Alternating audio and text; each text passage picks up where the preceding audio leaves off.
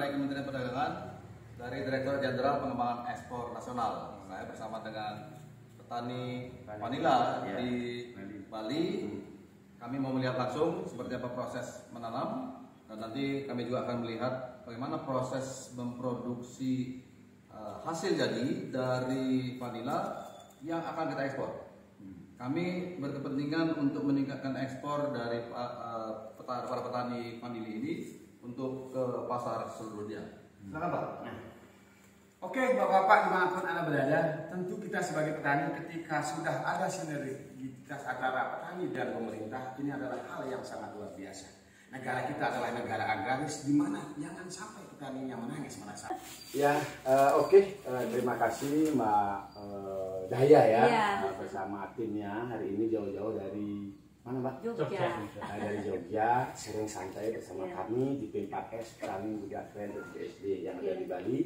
Nah tentu hari ini saya sendiri sedikit tahu masalah tentang cara berbudidaya vanili dari kebanyakan teman yang sudah tahu. Tentu wajib hukumnya saya sebagai petani berbagi apa yang saya tahu kepada Mbak yang mungkin Mbak belum tahu. Nah tentu hari ini para sahabat tani dimanapun Anda berada, saya Wayaridad SW, apapun yang saya lakukan, saya berusaha membuat suatu dokumentasi karena kemampuan manusia ada batasnya. Tentu dengan membuat dokumentasi inilah kita bisa nanti review dan kita bisa koreksi atas apa yang belum bisa kita lakukan sebagai petani yang lebih baik. Hari ini saya bersama Mbak Daya, bersama timnya akan sharing santai terkait dengan bagaimana memulai berbudidaya vanili yang lebih baik.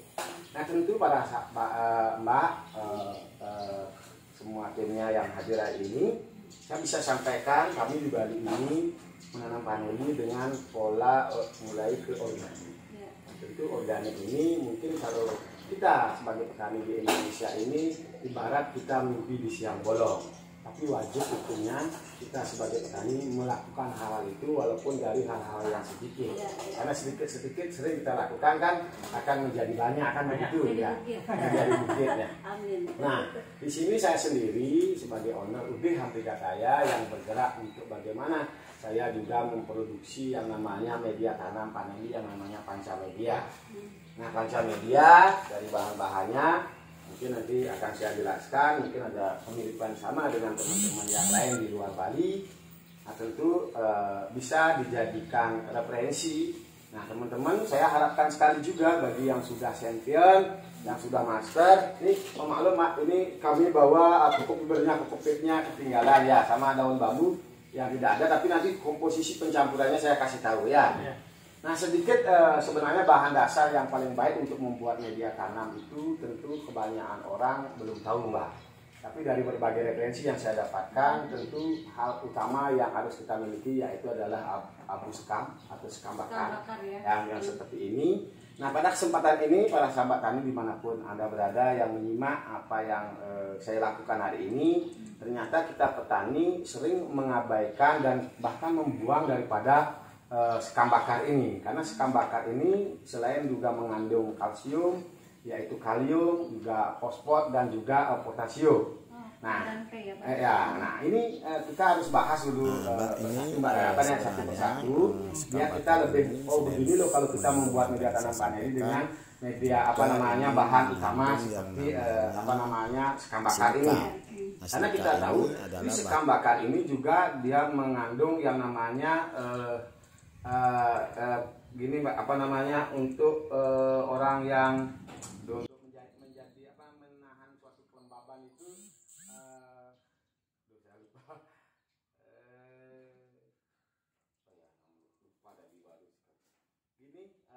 semacam untuk anti bagaimana menjaga kelembaban lah. Tidak terlalu lembab. Nah itu nanti akan saya sampaikan.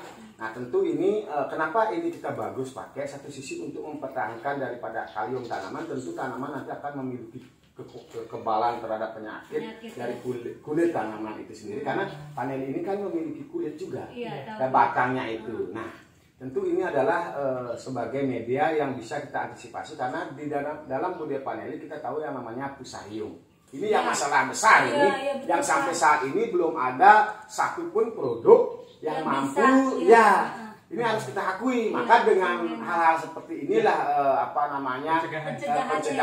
pencegahannya ini kita bisa, karena satu sisi juga ini ada kandungan seperti saya bilang potasium tadi sedikit. Ini kan juga mengantisipasi hama. Sebenarnya hama pada misalnya ada seperti rayap dan lain-lain, pasti dia akan kurang kalau sudah seperti ini. Ya, betul nggak? Nah, itu yang sedikit saya sampaikan. Nah, kue kambing sudah banyak orang yang tahu bahwa ini mengandung N. Mengandung N. Nah, terus Mbak, saya bisa sampaikan di sini, ini mengandung N. Tentu nanti komposisinya ini sekian persen untuk sekam bakarnya dan juga sekian persen untuk kue kambingnya. Nah, untuk kokopit ini kita harus betul-betul tahu, Mbak. Kokopit ini kita tahu bersama ada yang namanya saktani yang tidak bagus untuk tanaman, yang itu dia adalah sebagai penghambat untuk berjalannya nutrisi ke tumbuhan. Ini perlu juga kita perlakukan dengan baik dengan misalnya merendam beberapa hari. Kalau kita misalnya media ini banyak, sebelum fermentasi kita hilangkan dulu ya, karena zat larut pada air. Untuk mengurangi daripada zat tanah ini tentu kita larutkan pada air. Setelah itu kita tiriskan, itu baru kita fermentasi. Nah, berbicara masalah fermentasi, Pak, sebentar saya dulu ya. Saya langsung tanya aja biar itu yang bagus. Jadi gini Pak, kalau coco fiber ini kalau di kita namanya awul ya. Ini tuh kalau misalnya gini, ini usianya udah lama nih, disimpan lama. Kan itu udah kena hujan, air ya gitu, terus panas lagi. Itu apakah masih tetap harus direndamkah, atau kalau udah usianya udah lama nggak usah? Nah, begini Pak, kalau kami di Bali sih yang cari kokopit yang sudah lama. Tidak perlu perlakuan seperti tadi yang saya sampaikan tadi kan, ketika kokopitnya baru. Karena masalah baru itu kalau kita tidak tahu di proses pabriknya, kita kan salah nanti. Dia bilang lama padahal baru. Tapi untuk alangkah antisipasinya kita perlakukan saja seperti itu untuk mengantisipasi hal-hal yang tidak kita inginkan, karena ada saktanin tadi itu. Kita kan percuma, kita ada N-nya, kita ada kohenya, tapi ininya kita tidak perlakukan. Akhirnya ini apa? Ini kan ada beberapa juga bakteri yang baik untuk tanaman, sehingga penguraiannya itu dihambat sama ini. Ya. Ini ilmu baru loh Pak, baru tahu kita. Oh baru ya. Nah itu Mbak yang artinya. Nah untuk komposisinya Mbak, ini kita kalau perbandingannya adalah 50 kita pakai sekam. Karena sekam itu kan dibakar ya Pak? Ya, sebenarnya sekam yang paling bagus itu adalah yang dibakar. Kalaupun tidak dapat, kita bisa pakai abunya. Oh, bisa dibakar sampai jadi abu. Iya bisa, tapi kalau bisa jadi sekam bakar yang lebih baik ya, lebih bagus ya. Itu. Nah, terus 50. Nah, ini 50 kg. Ya, 50. Artinya 50%. Nah, terus ini kohe ini karena ini untuk kita pertumbuhan tanaman, tapi tetap ini yang sudah bahan yang lama harus yang sudah serbuk ya. Oh, jadi ini digiling, Pak. Ya, ini kan ada teman-teman yang memang mengolah di fermentasi. Kalau ambil yang itu, ya. Nah, ini juga kita perlakukan kayak fermentasi untuk membuat panca media. Ya. Semua ini kita, kalau kita bahan-bahan ini kan seperti tadi saya bilang, ini belum terfermentasi, ini belum kan, kita sekalian jadikan satu. Ya, satu baru difermentasi. Ya, difermentasi. Nah itu selain pakai EM itu yang kita nanti untuk bagaimana menghidupkan daripada bakteri itu yang tidur ya, nah, itu kocok dulu kita sudah ada komposisinya untuk pembuatan apa namanya aplikasinya untuk mengaplikasikan EM itu udah dikasih trichoderma cair. Nah itu kami ya trichoderma cair, dan ada beberapa yang mungkin tidak semua harus bisa saya bagikan Mbak. Nanti kalau Mbak membutuhkan bisa menghubungi. Ketika Mbak mengaplikasikan EM dengan dari bahan-bahan ini bisa pesan ke saya untuk memberikan tambahan. Oh oke. Ya, jadi itu kuncian pupuknya Pak dari Bapak. Ya ini mohon maklum sekali karena kami juga usaha biar dimengerti, tapi kami kasih kok ya. Karena itu bisa beli ke Bapak ya? Ya bisa ya, kayak EM juga kan artinya ibaratnya ya kalau misalnya susu sudah ada Pak Wayan kasih kopinya. kopi susu ya. Gitu ya. Mantap ya. Oke, jadi si panca itu kan ada 5 ya? Itu kan sudah saya bilang. Kalau ini kita misalnya ada bahan sampai 30%, ini 30%, 20%-nya itu harus ada pencampuran, yaitu yang namanya daun bambu. Daun bambu kering? Iya.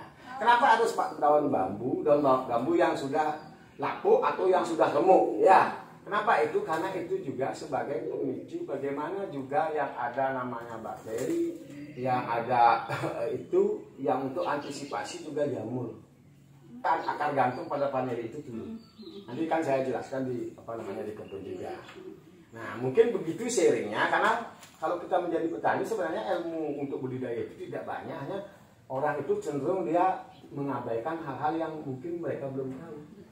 Itu ya. Nah, itu. Nah, Mbak, ini nanti itu kita fermentasi semua ini. Nah, beberapa hari kan. Nah, setelah itu baru kita aplikasikan di tanah. Fermentasi itu adalah pancamedia. Kokopit, bahannya itu sekan, kohe, terus daun bambu. Yang kelima itu? Yang kelima itu yang tadi Bapak. Ya, kita kasih. Bukan cairan bikin itu ya.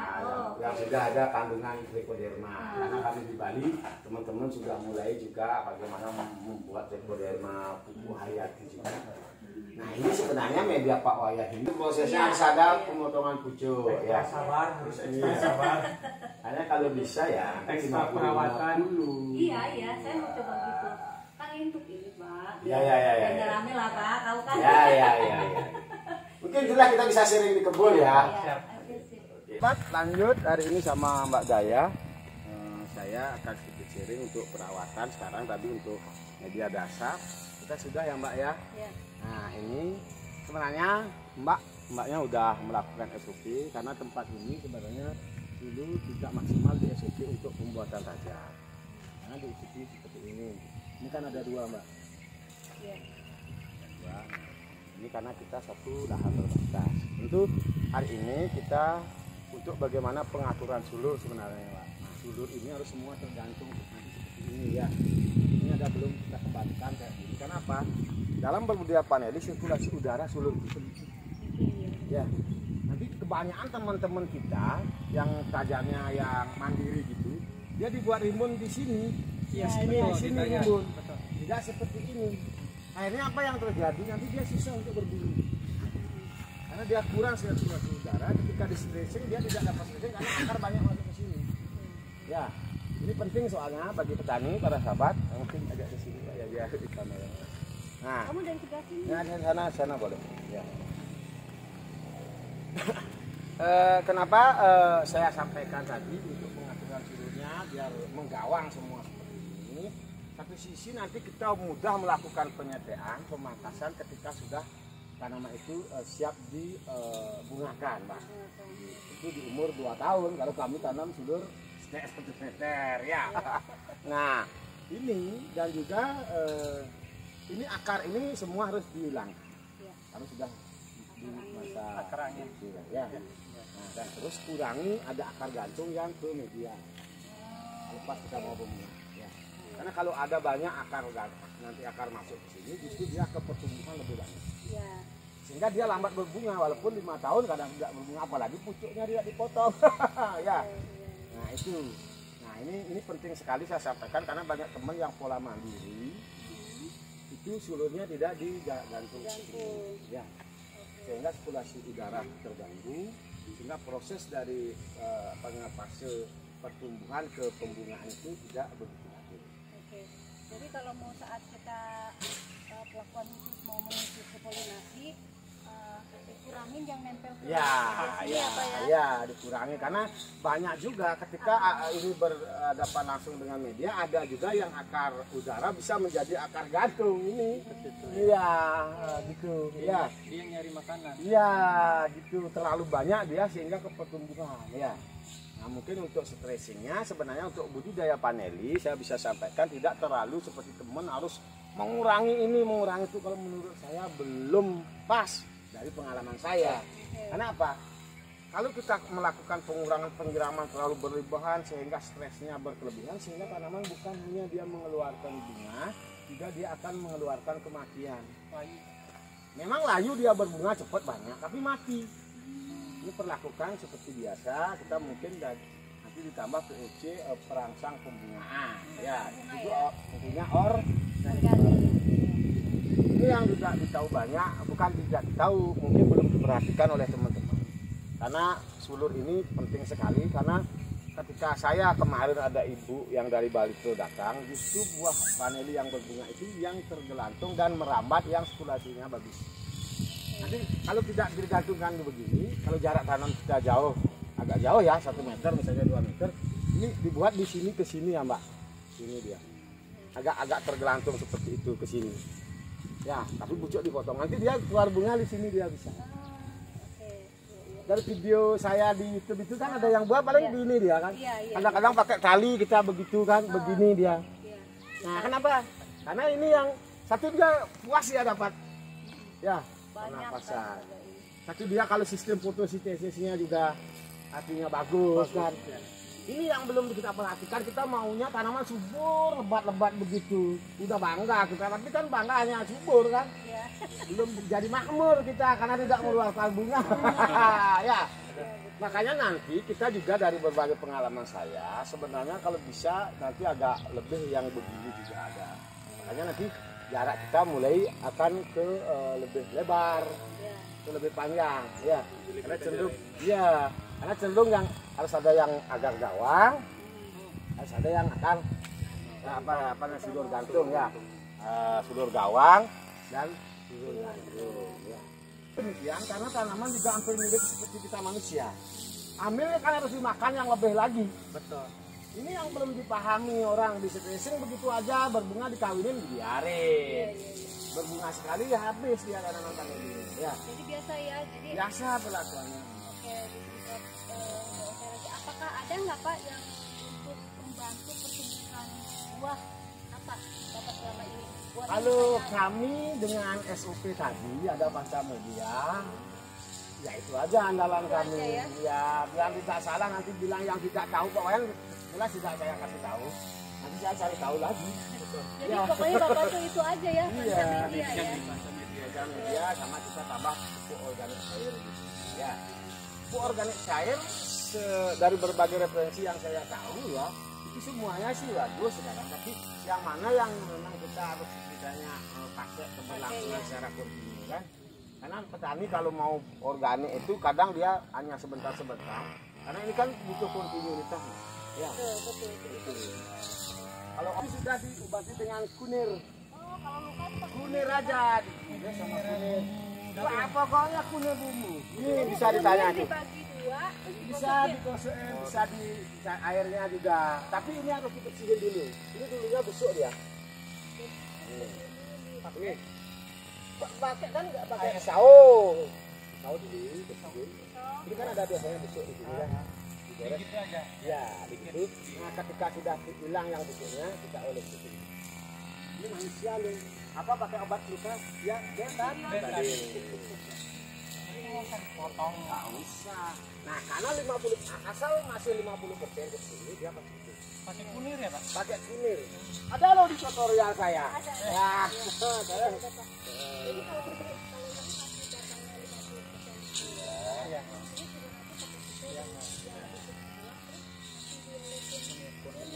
Jadi jangan dipotong dari. Banyak banget cuman masih hidup ya, masih hidup sakti ini. Masih hidup. Dia agak stres dan muncul ke pembungaan, tidak ke pertumbuhan. Sehingga ibarat manusia seperti Mbak, orang perempuan harus ada menstruasi. Ini harus dikeluarin dulu. Ada getahnya. Bisa setiap seminggu, dalam seminggu 3 hari kalau ada waktu lagi diiris, ini kan keluar nanti dia. Jadi nggak usah dipijit gitu ya? Nggak ada, harus dipelajak dipijit. Iya, cukup dipotong aja. Dipotong aja, dikurangi penyiraman. Pijit bawah atas ya. Harus bareng.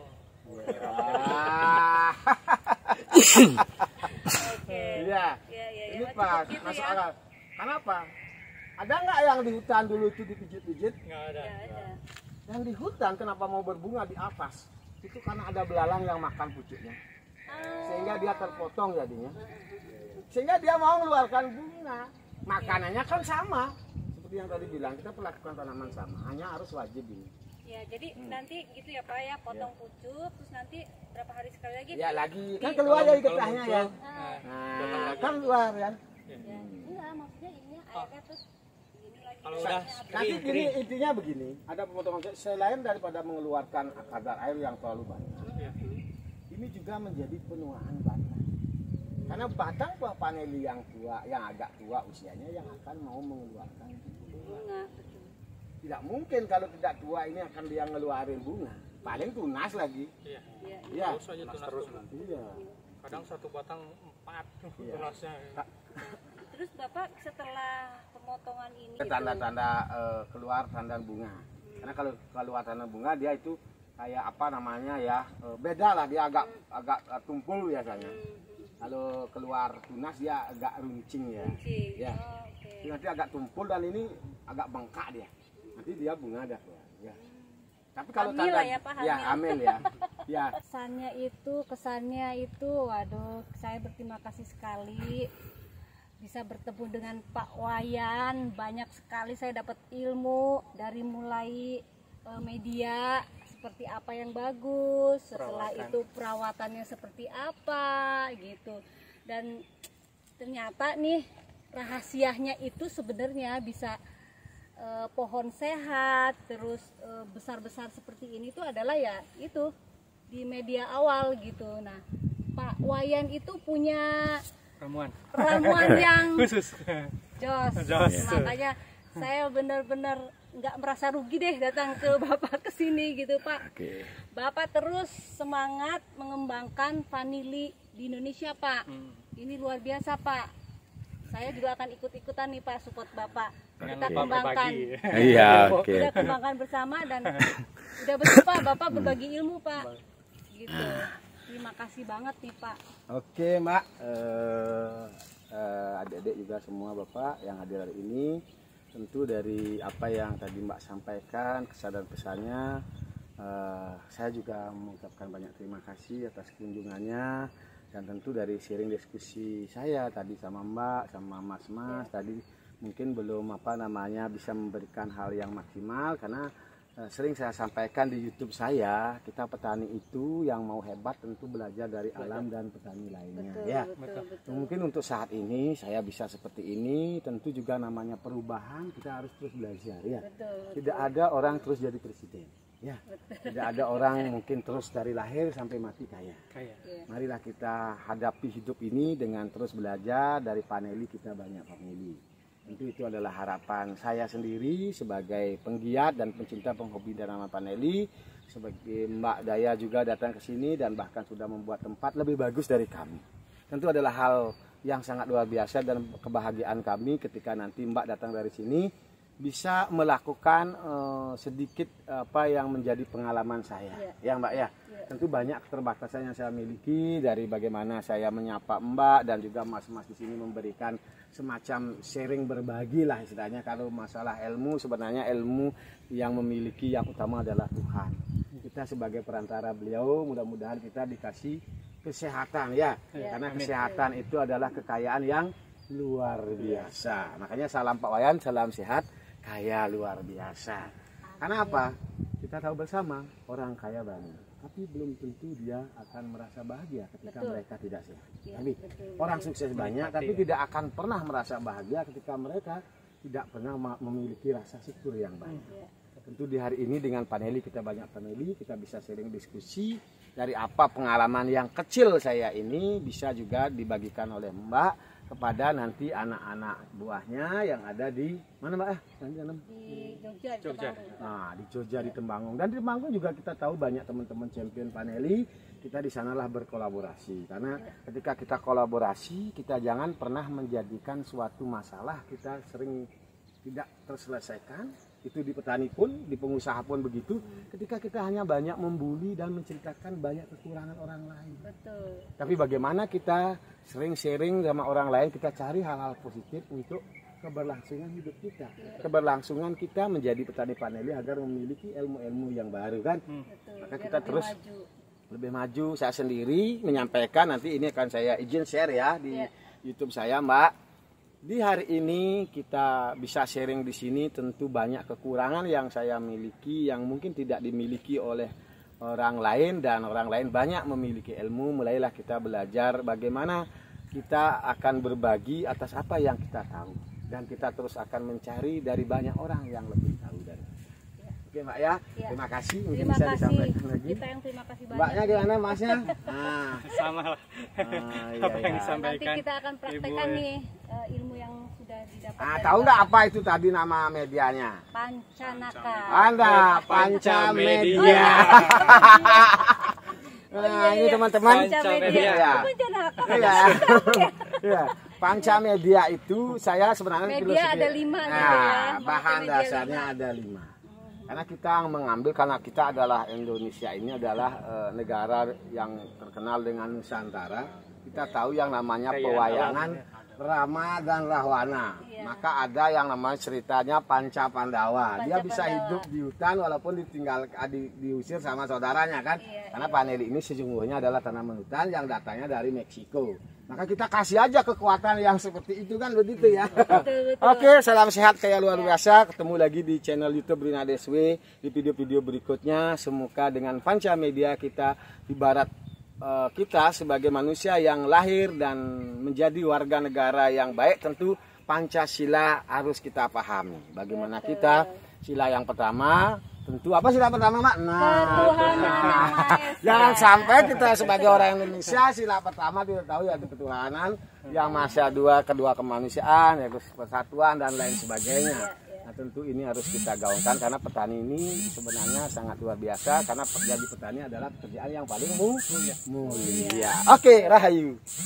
Oke, hari ini saya tutupkan untuk Om Santi Om. Wassalamualaikum warahmatullahi wabarakatuh. Salam sejahtera bagi kita semua. Salam Namo Buddhaya.